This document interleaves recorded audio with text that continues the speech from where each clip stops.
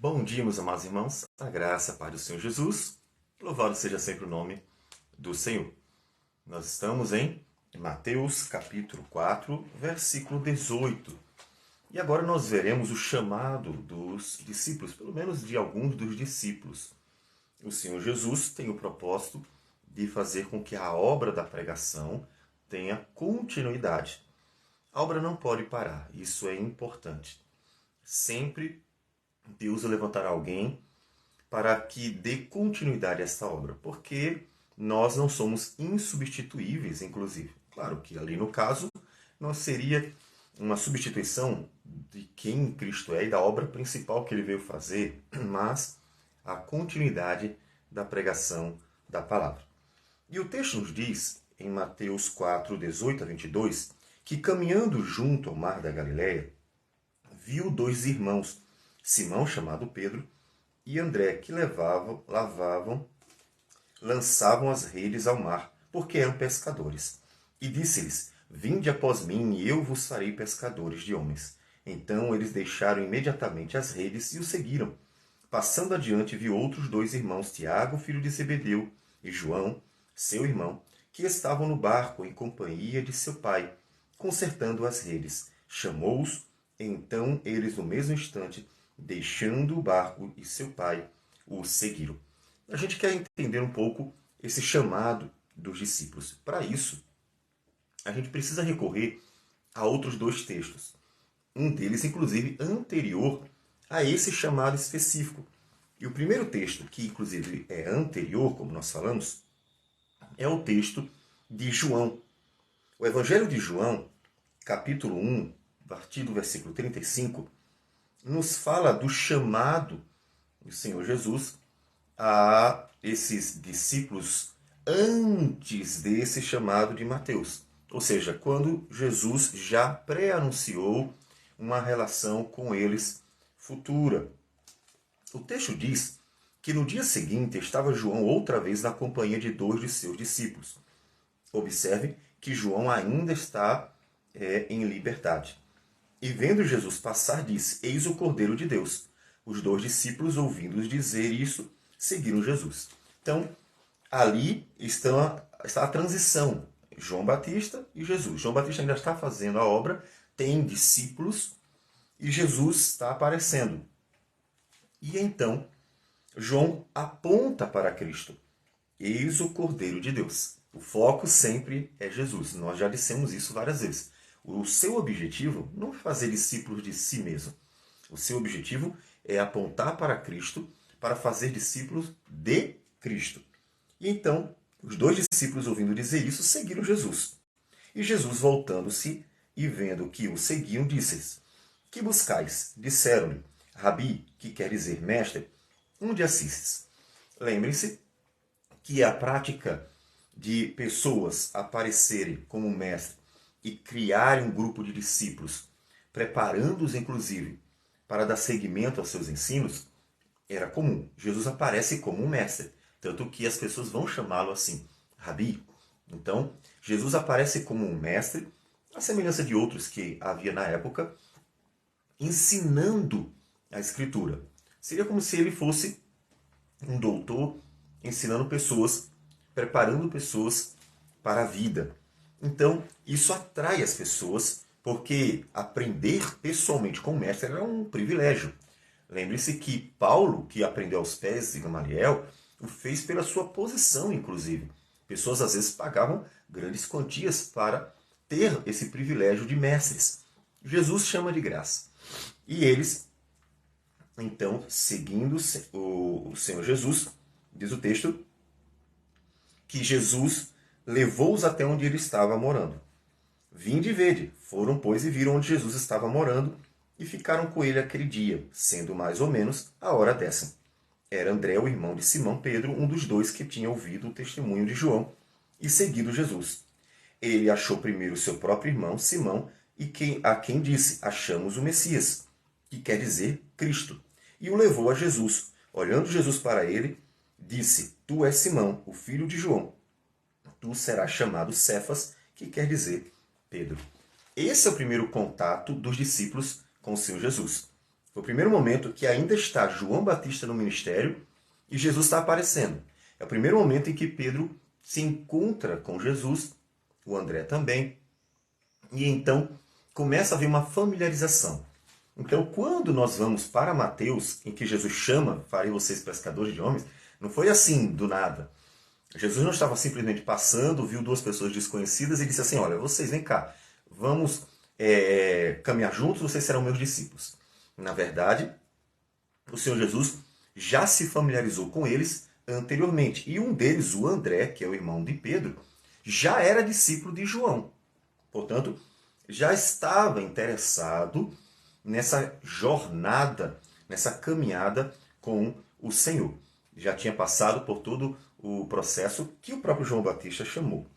Então, nós, depois de vermos que o Senhor Jesus já se apresentou para os discípulos, começa uma relação, uma amizade, começa a conviver dentro da sociedade.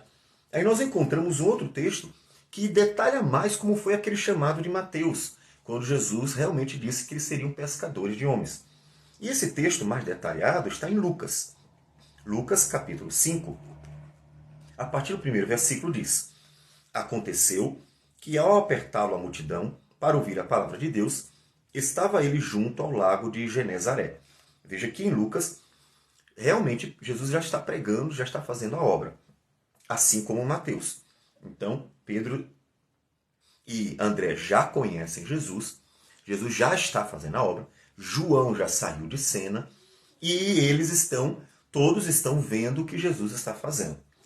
E Jesus, pregando a palavra do Senhor na praia, ele chama a atenção de multidões. Pedro, João, todos estão por ali, pela redondeza, trabalhando, né? Eles eram pescadores, estavam trabalhando. E viu 2 barcos junto à praia do lago, mas os pescadores, havendo desembarcado, lavavam as redes. Então veja que era algo comum.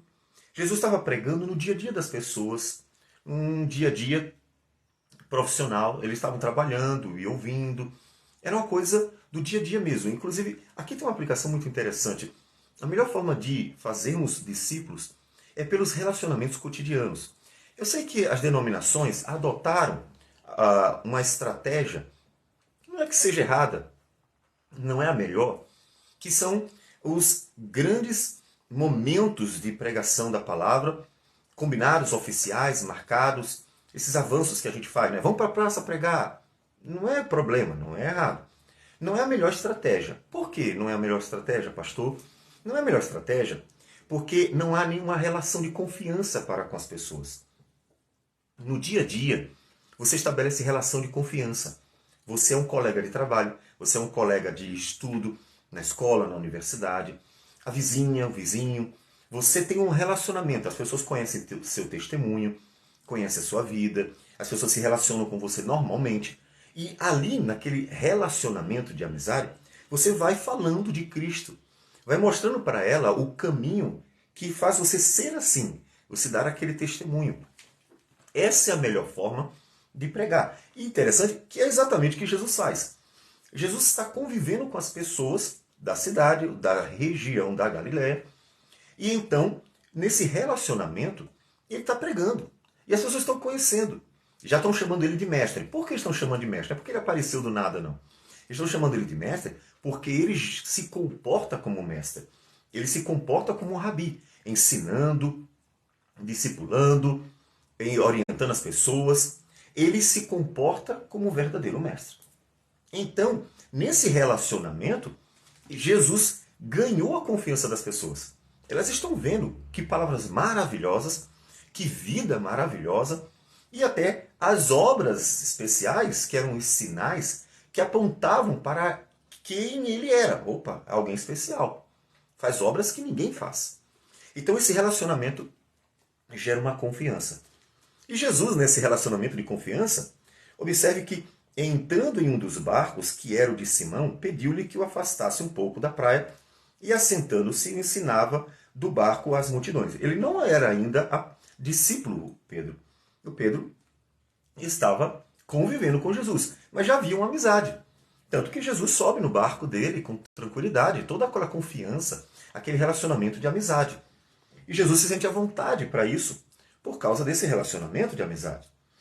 Quando acabou de falar, disse a Simão: Faze-te ao largo e lançai as vossas redes para pescar. Respondeu-lhe Simão: Mestre, havendo trabalhado toda a noite, nada apanhamos, mas sob a tua palavra lançarei as redes. Isso fazendo, apanharam grande quantidade de peixes e rompiam-se-lhes as redes. Veja a relação de confiança. Mestre, somos pescadores. Pescamos a noite toda, não deu certo.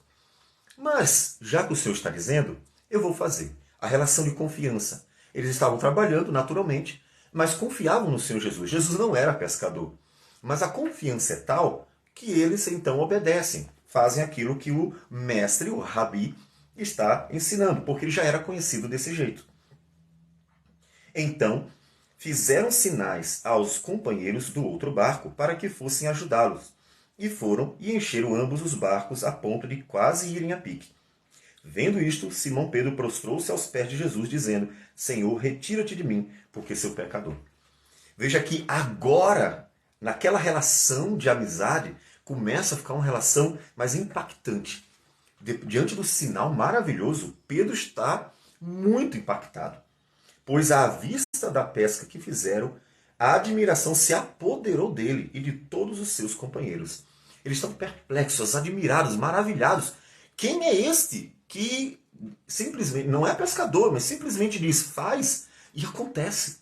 Isso marcou profundamente Pedro e, claro, os outros também. Como diz o versículo 10. Bem como de Tiago e João, filhos de Zebedeu, que eram seus sócios.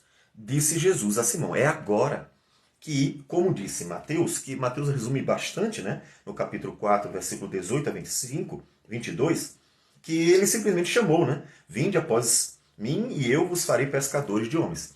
Não foi tão simples assim, não tão objetivo, né? Que Mateus resume. Eles tiveram todo aquele período de amizade, chegou num momento crucial e, diante da admiração, diante do impacto daquilo que aconteceu, aí Jesus chama. Jesus diz: não temas, doravante serás pescador de homens. E arrastando eles os barcos sobre a praia, deixando tudo, os seguiram. Agora eles viram que estavam diante de um mestre singular.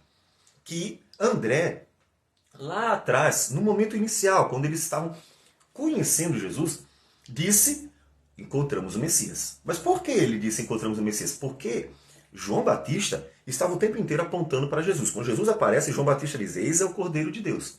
Então, houve uma preparação de bastante tempo. E toda essa confiança gerou essa atitude deles, deixando tudo. Eles deixaram realmente a profissão, deixaram tudo para trás e seguiram Jesus. 2 pontos importantes.